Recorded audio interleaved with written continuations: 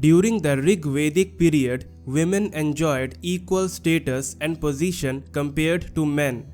They were revered as mothers, valued as individuals with immense wisdom, and had the freedom to choose their husbands through rituals like Swayamvara.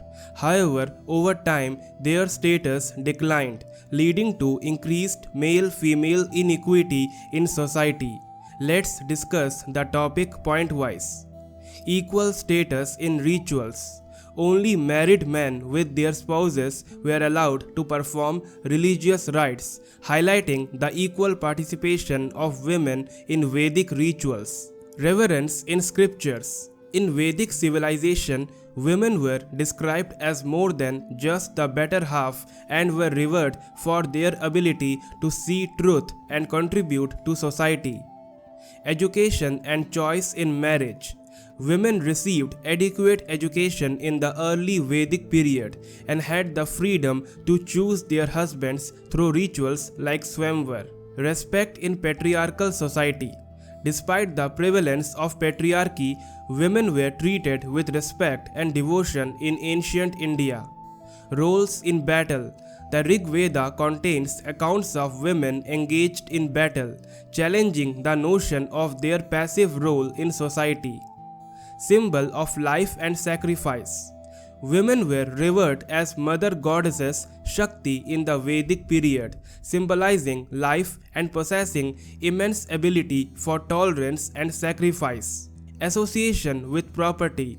Women were associated with property in the epics and Puranas, indicating their economic importance. Challenges in other religions. Even in Buddhism, women did not see significant improvement in their status. Legal dependence. Manu's law mandated that women be reliant on their father, husband, and son at different stages of life, reflecting their subordinate legal status. Empowerment through Vedic principles. To address gender inequity, it suggested to follow Vedic advice and empower women in society, acknowledging their significant contributions and restoring their rightful place. Historical contribution. Women's labor and efforts have been pivotal in shaping human civilization, displaying superiority and restraint and affirming their power. Significance since dawn of time.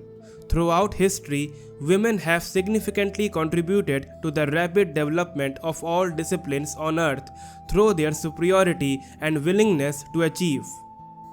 Visibility in ancient Indian literature. Despite being obscured in history, ancient Indian literature depicts the visibility of women's contributions, which varied over time and space. Definition of status. A woman's status refers to her position in society, encompassing social roles, rights, and responsibilities often measured in comparison to men. Transformation in Hindu women's status. Hindu women's status in India has undergone significant transformations throughout history, oscillating between subjection and reverence. Dynamic status through time. From the Vedic era to the present, women's status and position have evolved, reflecting changes in society's perception and values. Role as caretakers and moral beacons.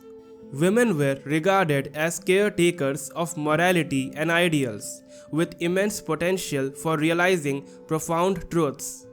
Women as pillars of institutions. Women's position and status are crucial as they played admirable roles in family and social life, contributing significantly to society's development. Exemplary women in history.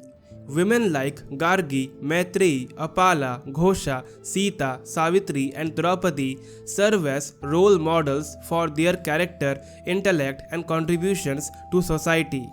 Equality in spiritual pursuits.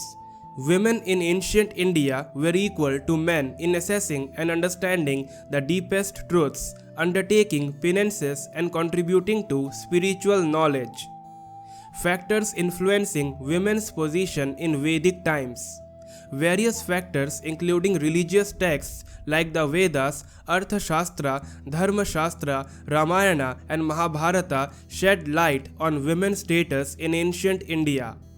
Legal context in ancient India. Laws and legal systems in ancient India, derived from conventions and religious factors, played a significant role in shaping women's status and rights. Foundation of Hindu law. Dharma, as described in Manu's Dharma Shastra, formed the foundation of Hindu law, incorporating the Varna system and defining responsibilities for different classes. Symbolism in Vedas. The Vedas symbolically emphasize the equality between men and women, portraying them as essential components of society.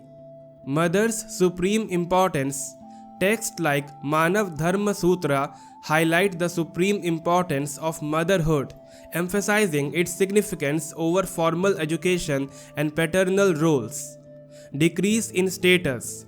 Women experienced a decline in status during the later Vedic period as Rig Vedic ideals of fairness and harmony started to erode. Restrictions on rights. They were deprived of rights such as studying the Vedas, reciting Vedic mantras, and practicing Vedic rituals, being confined to marriage and domestic life. Social disapproval. Birth of a girl was met with disapproval, and women were mocked and regarded as immoral by authors of Dharma Shastras and Puranas. Exclusion from rituals.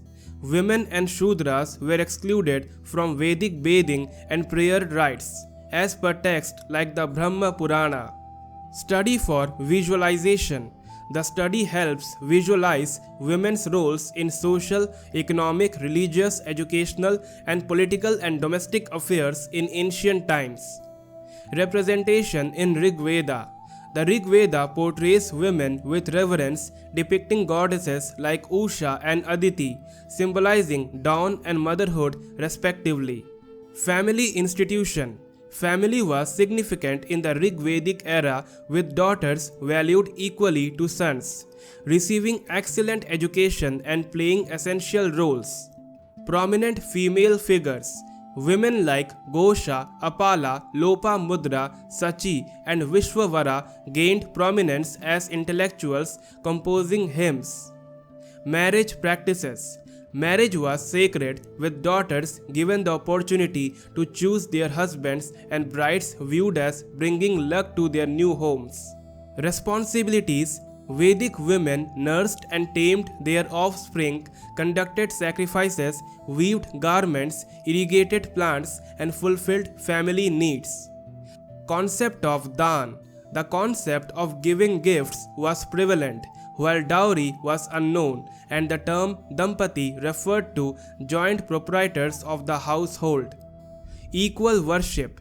Gods and goddesses like Brahma, Vishnu, Saraswati, and Lakshmi are worshipped with equal honor in Vedic hymns. Marriage choice. Kshatriya girls had the freedom to choose their husbands through the Swayamvara custom, indicating their respectability. Widow remarriage. Widow remarriage was acceptable, with the deceased husband's brother responsible for the widow's care. Dual worship tradition. Hindus followed dual worship symbolized by Shiva and Shakti, Vishnu with Lakshmi, reflecting equality. Economic independence. Vedic women were economically independent, engaging in teaching, spinning, weaving, and assisting in agriculture. Property rights. Women had personal property rights, with the Arthashastra allowing them to possess wealth up to a certain limit, and inheritance rights were recognized. Commoditization. In patriarchal societies, women were sometimes treated as commodities, with restricted property rights and limited Stri Dhana provision. Legal rights. Widows had inheritance rights in their father's property, while unmarried daughters had a share in their father's possessions. Religious liberty. Women had religious freedom, conducting rituals and participating in sacrifices, debates, and religious ceremonies alongside men. Manu's advocacy. Manu emphasized honoring and respecting women, linking their well-being to family prosperity and advocating for their dignity and rights within the household.